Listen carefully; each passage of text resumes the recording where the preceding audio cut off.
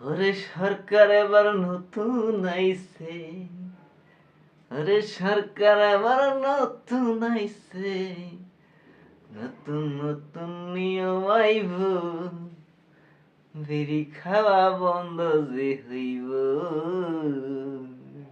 আহা, সরকার আইনা নিব, বিড়ি খাওয়া বাদ দিতে হইব।